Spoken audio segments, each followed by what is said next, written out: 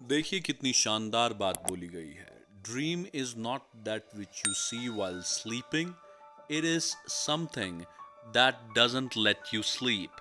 तो इसलिए जज बनना है तो रात को सोते हुए सपने नहीं देखना, आंखें खोलकर खुद को जज बनते हुए देखने का सपना देखना है।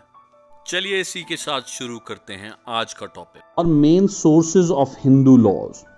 एग्जाम पॉइंट ऑफ व्यू से देखें तो हमारे लिए मेनली 7 सोर्सेज हिंदू लॉ के हैं, जिसमें हमने इन सोर्सेज को 2 हेड्स में डिवाइड किया गया है, जैसे एंशिएंट सोर्सेज और original sources of Hindu law. तो पहले जो एंशिएंट सोर्सेज हैं उनकी बात करते हैं और फिर उसके बाद बात करेंगे हम मॉडर्न सोर्सेज की या secondary sources of Hindu law. तो एंशिएंट सोर्सेज में हमारे पास 4 सोर्सेज हैं, जैसे श्रुतिस, स्मृतिस, डाइजेस्ट एंड कमेंट्रीज, और चौथा हमारा सोर्स है कस्टम।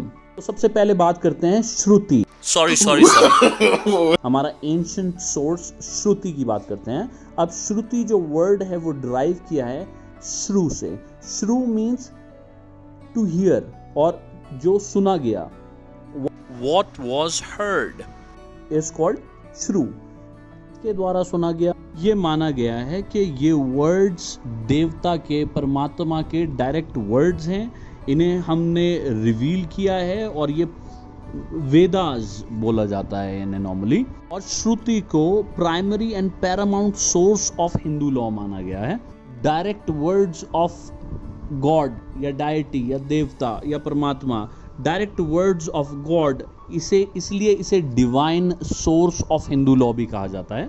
श्रुतिस के अंदर मेनली 4 वेदास होते हैं और उपनिषद्स होते हैं, जो नॉर्मली रिलीजियस राइट्स के बारे में डील करते हैं, हमें नॉलेज देते हैं, ट्रू नॉलेज देते हैं मोक्ष की, सैल्वेशन की। और वेदास में 4 वेदास जो मैंने बताया, 4 वेदास होते हैं, उसमें जो ऋग वेदा है वो सबसे ओल्डेस्ट माना जाता है। उसके बाद जो नेक्स्ट वेदा है वो यजुर्वेदा है, फिर third is Samaveda and fourth is Atharvaveda. आगे बढ़ते हैं अपने नेक्स्ट सोर्स की तरफ। हिंदू लॉ का नेक्स्ट सोर्स, एंशिएंट सोर्स है smriti. Sorry about that. Smriti means तो याद कर लिया गया, तो रिकलेक्शन ऑफ ह्यूमन माइंड, जो याद किया फिर उसके बाद उसे कंसोलिडेटेड फॉर्म में हमने कर दिया, तो उसे बोलेंगे smriti. Recollection of rishis handed down to us. ये principal source of Hindu law माना जाता है। स्मृतिज को भी क्लासिफाइड किया गया है 2 कैटेगरीज में, जो primary category and next is secondary category. Primary source of smriti को फिर फर्दर डिवाइड किया गया है धर्मा सूत्रास एंड धर्मशास्त्रास में, और इसके अंदर अलग अलग राइटर्स हैं, like Gautam, Apastamba, Vashishtha and Vishnu. These are the writers of dharma sutra. और इसके बाद धर्मशास्त्रा में जो राइटर्स हैं वो हैं मनु, यज्ञयावल्का, बृहस्पति एंड नारदा। ये प्रोमिनेंट राइटर्स हैं धर्मशास्त्र के। और ये माना जाता है कि interpretation of smritis is not a simple task, क्योंकि ये प्योरली पॉजिटिव लॉ नहीं है। इसमें रिलीजियस मॉरल लॉज के बारे में डील किया जाता है, मोरालिटी के बारे में डील किया जाता है। तो प्रिवी काउंसिल में लॉर्डशिप ने ये एम्फसाइज किया है कि हमें कॉशन रखना चाहिए, सावधानी रखनी चाहिए जिस टाइम पर हम इंटरप्रिटेशन करें स्मृतिज का। आगे बढ़ते हैं हमारे third source of Hindu law, that is ancient source of Hindu law, that is commentaries and digest. इसे most significant source of Hindu law कहा जाता है, कमेंट्रीज को, क्योंकि जब कॉन्फ्लिक्ट हुए स्मृतिज की इंटरप्रिटेशन में, जब कॉन्फ्लिक्ट हुए because of different customs and usages prevalent at different other parts of the country, अलग अलग जगह पे अलग अलग प्रथाएं चलती आ रही थी, जिसकी वजह से स्मृतिज की इंटरप्रिटेशन में कॉन्फ्लिक्ट्स होने शुरू हो गए, जिससे एक नेसेसिटी क्रिएट हो गई कि इनके पॉइंट्स ऑफ डिफरेंस को एक साथ देखकर रिकॉर्ड किया जाए, और कोई अगर नया कस्टम मिलता है जो वर्दी ऑफ रिकग्नाइजेशन है तो उसे इसमें जोड़ लिया जाए। मेनली जो इसकी प्रिंसिपल कमेंट्रीज हैं, बहुत सारी कमेंट्रीज लिखी गई, जो प्रिंसिपल कमेंट्रीज हैं वो हमारी मिताक्षरा एंड दयाभागा है, जो सबसे ऊपर हाई पोजीशन एक्वायर करती हैं सारी कमेंट्रीज के ऊपर, और इनका एक अथॉरिटेटिव सोर्स माना जाता है लॉ, हिंदू लॉ के लिए, और इनकी एप्लीकेबिलिटी बहुत की गई है ओल्ड हिंदू लॉ के अंदर। आगे बढ़ते हैं। फोर्थ हमारा जो ancient source of Hindu law है वो है कस्टम। सबसे पहले कस्टम कहते किसे हैं, व्हाट इज कस्टम? अगर मैं लीगल लैंग्वेज की बात करूं तो कस्टम को कहा जाता है कि custom is a habitual course of conduct observed uniformly and voluntarily by the people concerned. तो कोई भी एक ऐसा आचरण, कंडक्ट लोगों का जो बहुत सारे लोग यूनिफॉर्मली मान रहे हैं और खुद बिना किसी दबाव के उस प्रथा को चलाते हुए आ रहे हैं, उसे हम बोलेंगे कस्टम।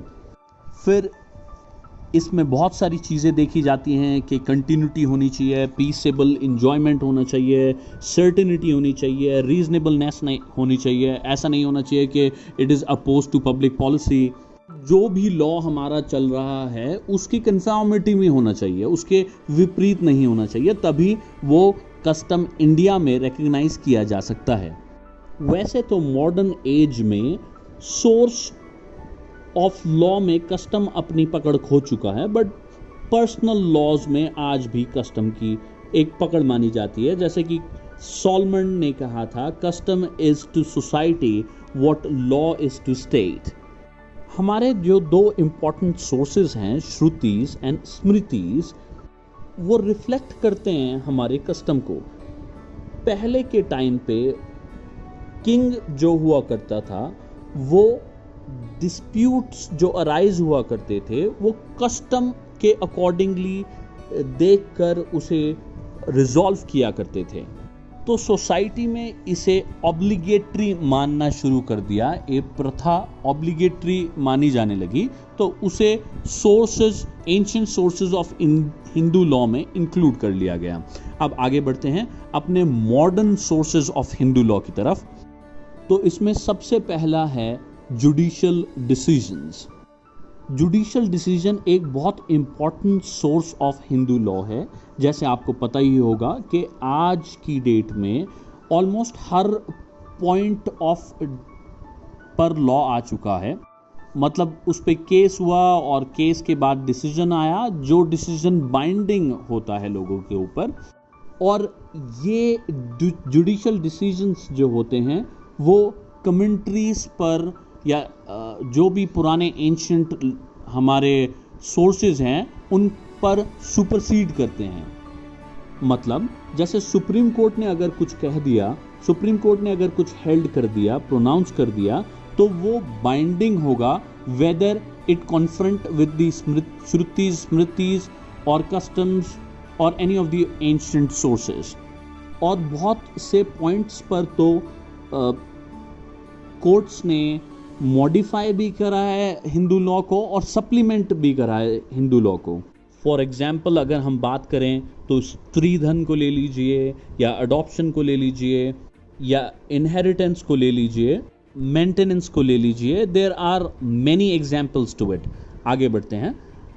दूसरा हमारा modern source of Hindu law है लेजिस्लेशन। अगर हम डेवलपमेंट ऑफ लॉ की बात करें तो लेजिस्लेशन एक बहुत बड़ी भूमिका प्ले करता है उस चीज़ में। जैसे 1955 से पहले ओल्ड हिंदू लॉ, हमारा एंशिएंट हिंदू लॉ चलता था, बट जब 1955 में लेजिस्लेशन द्वारा, मतलब कानून बना दिया गया, फॉर एग्जाम्पल जैसे हिंदू मैरिज एक्ट 1955 बना दिया गया, फिर उसके बाद Hindu minority and guardianship act 1956 बना दिया गया, साथ में हिंदू सक्सेशन एक्ट बना दिया, Hindu adoption and maintenance act बना दिया, या चाइल्ड मैरिज रिस्ट्रेन एक्ट बना दिया, जिससे उम्र जो शादी की थी उसे कंट्रोल कर दिया गया 1978 में, या और भी बहुत सारे हमारे जो लॉज हैं, सब लॉज लेजिस्लेशन जितने भी हैं सब डेवलपमेंट ऑफ लॉ में एक बहुत इंपॉर्टेंट रोल प्ले करते हैं, लाइक स्पेशल मैरिज एक्ट या इंडियन मेजॉरिटी एक्ट या ट्रांसफर ऑफ प्रॉपर्टी एक्ट या गार्जियनशिप एंड वार्ड्स एक्ट, कोई से भी एक्ट ले लीजिए आप. This is the most important source of modern Hindu law in terms of development of the law. Legislation द्वारा मॉडिफाई भी किया गया, ऑल्टर भी किया गया और सप्लीमेंट भी किया गया हिंदू लॉ को. अब जो हमारा मॉडर्न या secondary source of Hindu law, जो कि last source of Hindu law माना जाता है, वो है equity, justice and good conscience.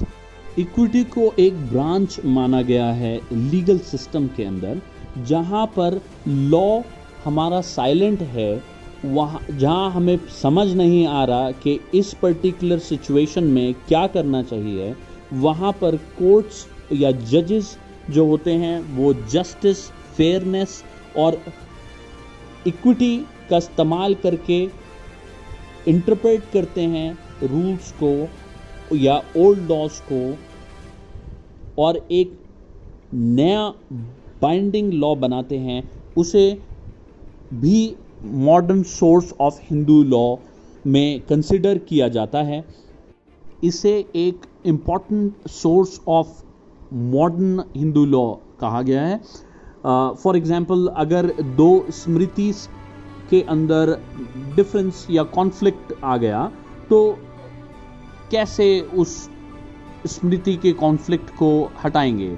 तो जो जजेस होंगे वो इक्विटी को अप्लाई करेंगे, और इक्विटी को अप्लाई करके जो भी वो डिसीजन देंगे वो सुपरसीड कर जाएगा उस स्मृति पर. That is the reason it is one of the most important source of Hindu law. That's all our For now. If you like the video, please subscribe and hit the bell icon. Please share the video. Hasta la vista.